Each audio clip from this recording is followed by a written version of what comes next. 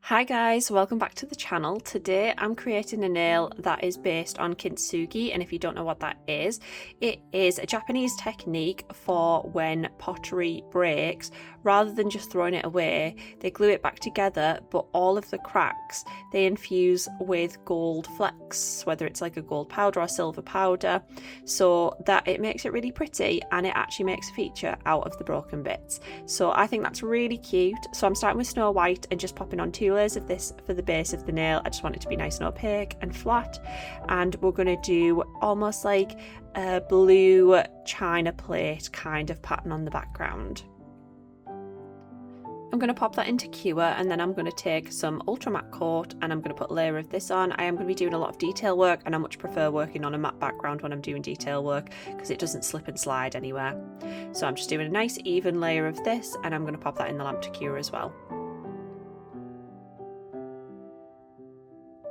Next, I'm taking Royal Blood, and this is the colour I'm going to use for the pattern. So I'm going to use the smallest amount of product to do this. I kind of want quite a dry brush because I don't want any of this product pooling or moving, and I don't want thick lines either. I want them to be really delicate. So as you can see, I'm literally using the smallest amount of product and dragging that to make some branches for our little plants that are going on this nail.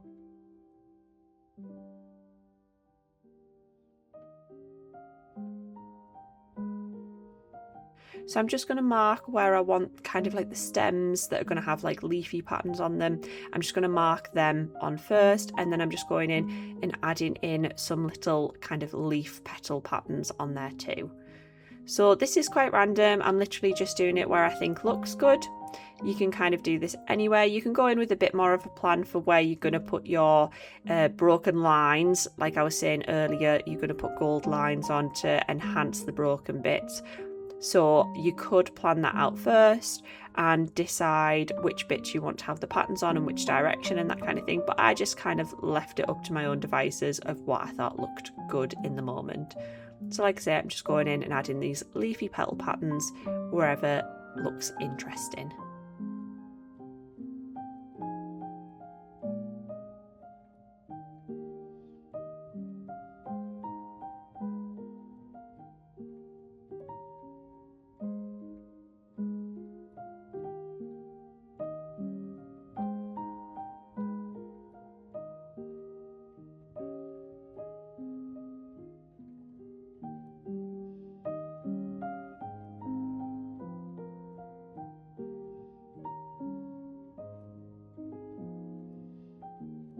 So one thing you can do for the little leaf patterns is you can either just mark out the outside of them like I've done, or if you push your brush down at the end and then drag it back as you release it, it kind of makes a little leaf shape just naturally, and it makes it dead easy.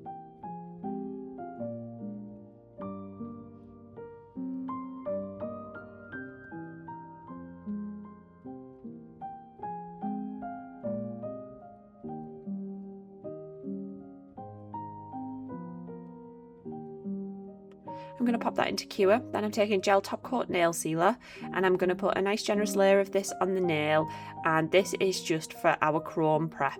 So I use this as kind of like a middle layer so I can buff down the nail without taking any of that pattern off that I've just done.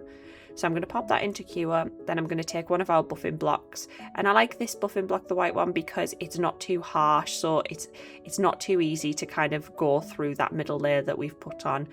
It'll just mattify the nail so that none of the chrome can stick to it.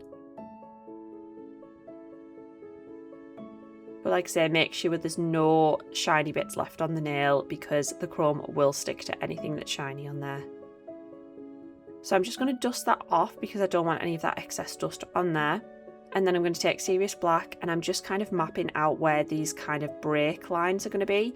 So I'm doing them quite wibbly wobbly. I don't want them to look too perfect because it's not very often that you break a cup or a pot or something like that and the cut is perfectly straight. So I'm just giving it a little bit of texture, and I'm just going to find a few points on the nail where I want that to go off and off to another direction and that kind of thing. You'll see in a minute what I mean.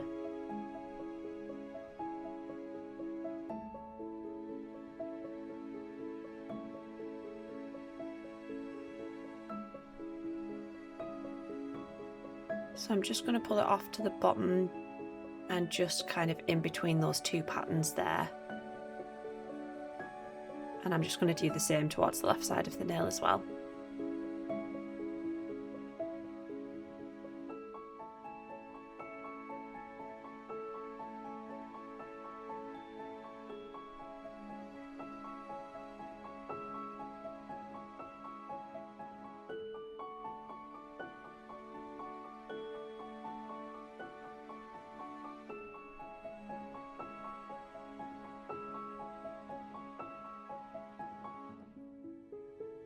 Once I'm happy with that, I'm going to pop it in the lamp to cure, and then I'm taking one of our chrome pens, and this is just one of our gold ones. And I'm just going to go over those black lines, and as you see, the chrome pen only sticks to the serious black. It won't stick to any of the other bits of the nail because we've buffed that down, which makes life really, really easy in a second, because I'm just going to take a little bit of sponge, and this is just going to catch any of that excess chrome. It'll just stick to the sponge and come off nice and clean. So finally, I'm just taking some top coat and I'm going to go over the whole entire nail just to seal it all in. I do recommend when you're using chrome to add on either an extra thick layer or 2 layers of your favourite top coat, just to make sure it's all sealed in. You want to protect it because chrome can be quite delicate. I'm going to pop that into cure, and there we go guys, that's the nail all done. I'd love to know what you think down below. If you want any of the products I've used today, they'll be tagged down below as well. Let us know what you want to see next time, and we'll see you soon. Bye!